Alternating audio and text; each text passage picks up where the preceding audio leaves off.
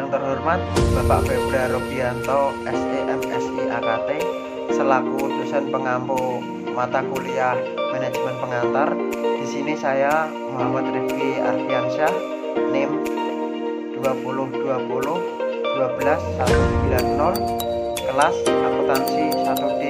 Di sini saya akan mempresentasikan tentang fungsi staffing. Staffing, salah satu fungsi manajemen berupa penyusunan personalia pada suatu organisasi, sejak dari merekrut tenaga kerja, pengembangannya sampai dengan usaha, agar setiap tenaga memberi daya guna maksimal kepada organisasi. Tujuannya untuk menempatkan pegawai menurut jumlah, jenis, keahlian, dan keterampilan sesuai dengan kebutuhan perusahaan agar pegawai dapat bekerja secara efektif. Pertimbangan organisasional dalam keputusan staffing. Ada dua model dimensi yang dapat dipertimbangkan, yaitu strategi organisasi selama tahap perkembangan. Yang kedua, gaya manajer yang berbeda-beda dalam tiap tahapannya. Budaya organisasional. Hal dapat dilakukan untuk menyampaikan budaya organisasi adalah 1. Pernyataan formal atas filosofi perusahaan dan materi yang digunakan untuk perekrutan, penyeleksian, dan sosialisasi karyawan baru. Yang kedua, kriteria promosi. Yang ketiga, cerita, legenda, maupun mitos mengenai orang-orang dan peristiwa kunci di organisasi. Yang keempat, apa yang diperhatikan, diukur, dan dikendalikan oleh para pemimpin organisasi. Yang kelima, kriteria implisit dan yang mungkin digunakan pemimpin untuk menentukan siapa yang sesuai dengan posisi suatu organisasi. Budaya organisasi memiliki dua implikasi atas keputusan staffing, yaitu 1. Perbedaan bervariasi antara berbagai organisasi. 2. Logika dari penyeleksian personal. Yang ketiga, reliabilitas dari pengukuran. Perencanaan sumber daya manusia. Pengertian sumber daya manusia adalah kemampuan terpadu dari daya pikir dan fisik yang dimiliki individu. Perilaku dan sifatnya ditentukan oleh keturunan dan lingkungannya. Sedangkan prestasi kerjanya dimotivasi oleh keinginan untuk memenuhi kepuasannya. Kepentingan perencanaan sumber daya manusia. Ada 3 kepentingan dalam perencanaan sumber daya manusia. Yang pertama, kepentingan individu. Yang kedua, kepentingan organisasi. Yang ketiga, kepentingan nasional. Komponen-komponen perencanaan sumber daya manusia. Tujuan untuk menghubungkan sumber daya manusia yang ada untuk kebutuhan perusahaan pada masa yang akan datang, untuk menghindari mismanagement dan tumpang tindih dalam pelaksanaan tugas. Perencanaan organisasi. Aktivitas yang dilakukan perusahaan untuk mengadakan perubahan yang positif bagi perkembangan organisasi. Syarat-syarat perencanaan sumber daya manusia. Yang pertama, harus mengetahui secara jelas masalah yang akan direncanakannya. Yang kedua, harus mampu mengumpulkan dan menganalisis informasi tentang sumber daya manusia. Yang ketiga, harus mempunyai pengalaman luas tentang job analisis, organisasi, dan situasi persediaan sumber daya manusia. Yang keempat, harus mampu membaca situasi sumber daya manusia masa kini dan masa yang akan mendatang. Yang kelima, mampu memperkirakan peningkatan sumber daya manusia dan teknologi masa depan. Yang keenam, mengetahui secara luas peraturan dan kebijakan perburuhan pemerintah. Proses perencanaan sumber daya manusia. Yang pertama, strategi sumber daya manusia adalah alat yang digunakan untuk membantu organisasi untuk mengantisipasi dan mengatur penawaran dan permintaan sumber daya manusia.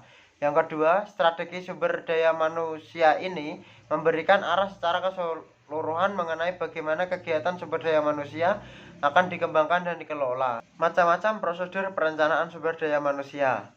1. Menetapkan secara jelas kualitas dan kuantitas sumber daya manusia yang dibutuhkan. Yang kedua, mengumpulkan data dan informasi tentang sumber daya manusia.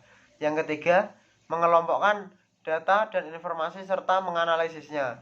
Yang keempat, menetapkan beberapa alternatif. Yang kelima, memilih yang terbaik dari alternatif yang ada menjadi rencana. Yang keenam, menginformasikan rencana kepada para karyawan untuk direalisasikan. Pengevaluasian. Keuntungan pengevaluasian adalah yang pertama, manajemen puncak memiliki pandangan yang lebih baik terhadap dimensi sumber daya manusia atau terhadap keputusan-keputusan bisnisnya. Yang kedua, biaya sumber daya manusia menjadi lebih kecil karena manajemen dapat mengantisipasi ketidakseimbangan sebelum terjadi hal-hal yang dibayangkan sebelumnya yang lebih besar biayanya. Yang ketiga, tersedianya lebih banyak waktu untuk menempatkan yang berbakat karena kebutuhan dapat diantisipasi dan diketahui sebelum jumlah tenaga kerja yang sebenarnya dibutuhkan. Yang keempat, adanya kesempatan yang lebih baik untuk melibatkan wanita dan golongan minoritas di dalam rencana masa yang akan datang. Yang kelima, pengembangan para manajer dapat dilaksanakan dengan lebih baik.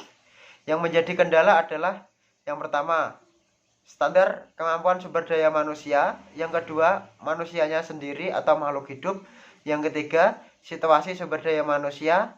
Dan yang terakhir, kebijaksanaan perburuhan pemerintah. Metode seleksi dan scanning. A. Formulir aplikasi pekerjaan. Ada beberapa hal yang harus diperhatikan perusahaan dalam membuat pertanyaan, yaitu pertama, pertanyaan tidak boleh memberikan dampak dalam penerimaan anggota kelompok yang dilindungi dalam hak hukum sipil. Yang kedua, pertanyaan yang tidak berhubungan dengan pekerjaan. Yang ketiga, pertanyaan yang melanggar atau mungkin melanggar privasi. Yang B, surat referensi dan rekomendasi 4 jenis informasi mengenai kandidat, yaitu yang pertama, pendidikan dan riwayat kerja. Yang kedua, karakter dan kompetensi interpersonal. Yang ketiga, kemampuan melaksanakan pekerjaan. Yang keempat, ketersediaan dari perusahaan yang sebelumnya atau saat ini untuk memperkerjakan kandidat kembali. Penggunaan tes dan inventory dalam penyeleksian. Metode dan teknik yang dapat digunakan untuk penyeleksian. Yang pertama, tes obat. Yang kedua, teknik penyeleksian yang kontroversial seperti analisis tulisan tangan, lalu pemeriksaan poligrafis. Yang ketiga, tes integritas. Yang keempat, tes kemampuan mental. Yang kelima, generalisasi validitas. Yang keenam, ukuran kepribadian. Yang ketujuh, ukuran proyektif. Yang kedelapan, ukuran kemampuan memimpin. Yang kesembilan, data historis personal. Yang kesepuluh, wawancara kandidat.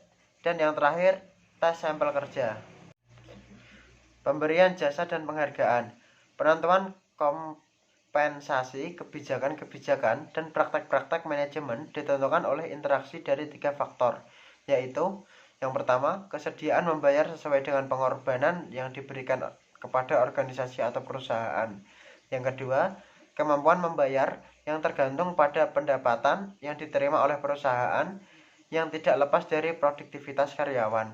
Yang ketiga, persyaratan-persyaratan pembayaran yang tergantung pada kondisi perusahaan, peraturan pemerintah, serikat kerja, kondisi permintaan, dan penawaran tenaga kerja dari para pesaing. Bentuk-bentuk pembayaran. Yang pertama, upah atau gaji. Yang kedua, insentif. Yang ketiga, tunjangan. Yang keempat, fasilitas. Yang kelima, kompensasi finansial secara langsung. Yang keenam, kompensasi finansial secara tidak langsung. Yang ketujuh, lingkungan kerja, seperti kebijakan-kebijakan yang sehat, supervisi yang kompeten, kerabat yang menyenangkan, lingkungan kerja yang nyaman. Tujuan pemberian kompensasi adalah 1. Menghargai prestasi karyawan. 2. Menjamin keadilan gaji karyawan. 3. Mempertahankan karyawan atau mengurangi turnover karyawan. Yang keempat, memperoleh karyawan yang bermutu. 5. Pengendalian biaya. 6. Memenuhi peraturan-peraturan. Kriteria keberhasilan sistem kompensasi. Yang pertama, mendukung pencapaian tujuan-tujuan organisasi. Yang kedua, sesuai dengan dan mendukung strategi dan struktur organisasi. Yang ketiga, menarik dan dapat mempertahankan individu yang berkompeten sesuai dengan standar keahlian yang ditetapkan. Yang keempat, menetapkan spektrum yang lebih luas atau perilaku tugas atau task behavior yang diinginkan dari seluruh anggota organisasi. Yang kelima, merefleksi ekuitas atau persamaan keadilan bagi seluruh anggota organisasi. Yang keenam, sejalan dengan hukum atau perundang-undangan yang berlaku dalam suatu wilayah yurisdiksi tertentu di mana organisasi berbeda. Yang ketujuh, dapat mencapai keenam kriteria tersebut dengan biaya yang proporsional sesuai dengan kondisi keuangan internal. Yang kedelapan, dapat mencapai ketujuh kriteria tersebut di atas dalam kondisi dengan penggunaan biaya yang paling hemat. Yang kesembilan atau yang terakhir, pengaruh kompensasi terhadap kinerja. Sekian presentasi dari saya. Apabila ada tutur kata yang kurang berkenan, saya memohon maaf sebesar-besarnya. Assalamualaikum warahmatullahi wabarakatuh.